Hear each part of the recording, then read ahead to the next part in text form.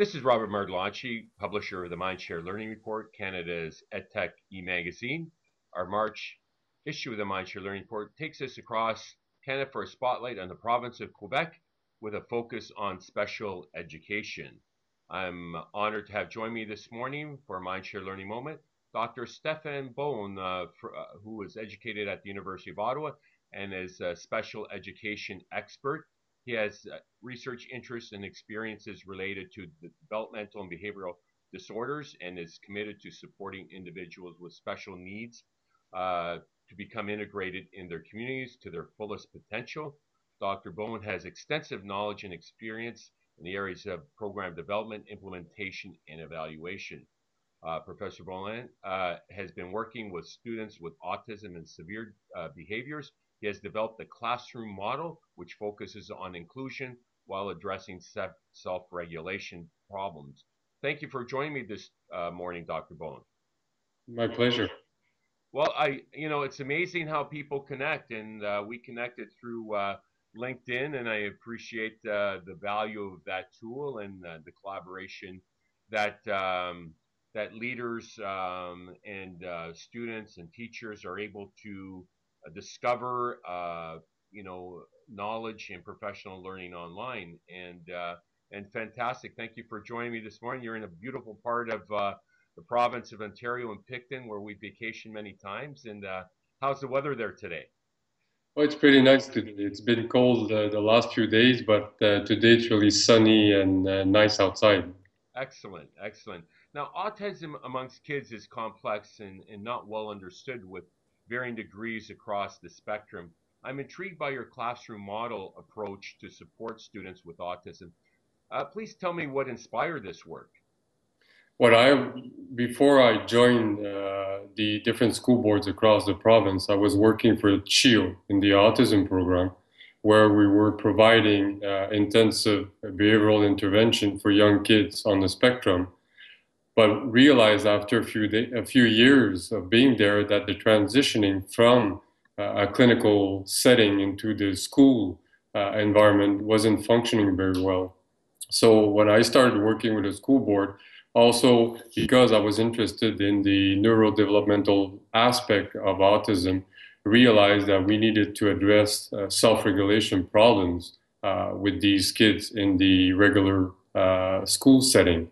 So I've created this model where it's based on inclusion. So the students will come into a specific environment for specific services on self-regulation behaviors, dealing with social, emotional, and cognitive abilities in order to give them the best opportunities to contribute to society eventually. Now, and you've had some really good success with this model. And you were recently in Ontario delivering a keynote presentation, I understand. Yes, I've been doing autism for many years, and now with the Ministry of Education, with their new initiative on play-based learning with kids, I'm doing a research for them on self-regulation in young kids at the kindergarten level. So all of this made me realize that self-regulation is a key component for child development, no matter if you have a diagnosis or not. So yes, I just came back from a conference in Toronto addressing the need to be more aware of how self-regulation impacts learning in children. Fantastic. Now, is autism on the rise amongst children in Canada? I think there's been more children diagnosed with autism the last 10, 15 years. Some factors are we're more aware of what autism is. But also, I think where there's still some confusion is there's a difference between being autistic and having autistic traits, because some other disorder or medical condition will be part of what we see in children that are later diagnosed with autism. I think we're becoming better with the psychometric tools, but we need to watch not to overdiagnosed children that often have a language disorder. Right. And I know my son was put on an IEP early on in his education. And how important is it for parents to recognized and have them evaluated? Because a lot of the parents, and I initially was in denial that my son might have some issues, but how important is it for parents to address that head on early on? I think it's really important for many factors. The first factor is really to understand your child, to be able to make sense of what's the difficulties that the child has in the school setting. The other opportunity is once you know and you're able to have a profile of that child, you're in a better position to identify his needs and how to address these needs within the school setting. So IEP or evaluation should be always on the forefront and not to hesitate for parents to ask about different evaluation and not to give up. Never, they're the expert of their own children. We're there to guide them, but we're not there to tell them how to intervene with their own kids.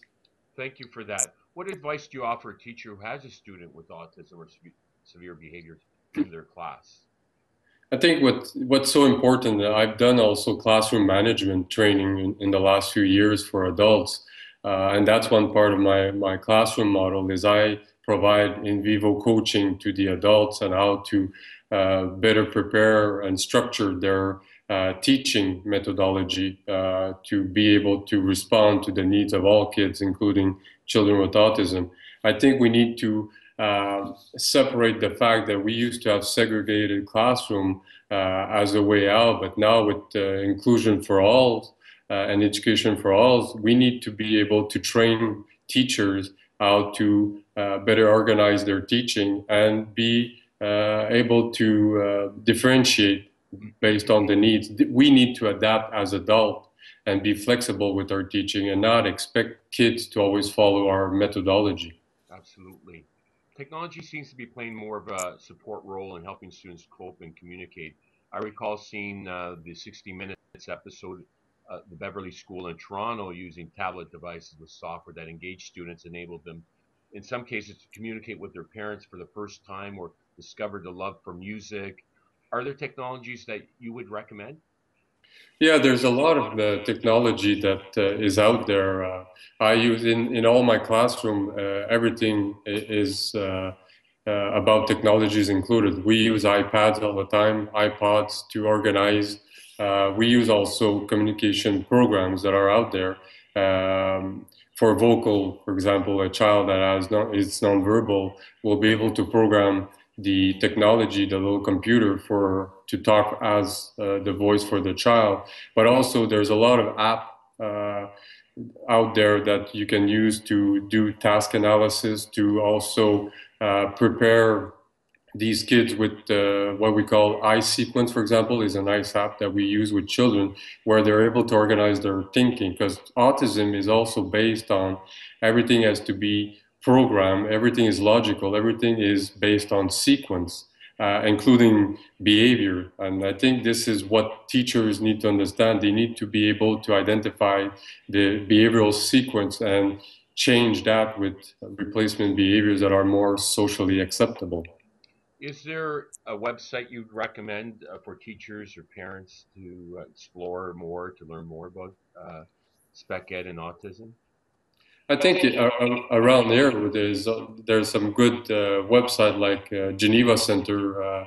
I've done the filming for their ABA certificate last summer, so they're really involved in with teachers and educators. So you can find really good information there. Also, Autism Ontario, that's based in Toronto, also really provides parents with some amazing information, and they provide webinars free of charge to educators and parents. So I would highly recommend people checking these websites. Well, it appears we made, thank you for that. It appears we made some great strides, but we have a long way to go to understand more and help support kids with autism and behavioral challenges. Yeah, because I think the reality is we are starting to understand what autism is, but we still don't know what autism is about. So there's so many variables involved in autism, and there's so many theories out there with different approach to how we should address autism. So all that confusion is really causing a lot of confusion amongst parents, mostly because they are trying the best for their kids, but they're investing often money where it's not necessary. So we need to be more in tune and always apply best practices. And right now, it's applied behavior analysis has provided us with the best results when it comes to helping these children. And the Ministry of Education in Ontario has endorsed that approach. Thank you. And you referenced funding, and how important is it is there enough funding? Is there more funding needed? I have friends whose child had severe autism, and they had to out of pocket spend a lot of money to get their support and had to advocate heavily. So from a funding perspective, is that growing in support, or is it an epidemic where there needs more funding infused in this area? I think there is a need for more funding, and also there's a need to better fund different services, because right now everything was invested in young kids, but we've neglected teenagers and we've neglected adults with autism. And I was going to ask you, what advice do you offer parents in coping with a child with autism or severe behaviors? I can't imagine how challenging that is. Yes, the advice that I always give parents is to uh, go out there and try to meet other parents that do also have children, and sometimes they went through the process before them so they could get better guidance. Also get involved with the different association because they provide good training and advocacy, because a lot of these parents, they need a voice. And so not to hesitate to knock at these association and ask for help. Don't isolate yourself. With that, I thank you for your time this afternoon, Dr. Beaulne.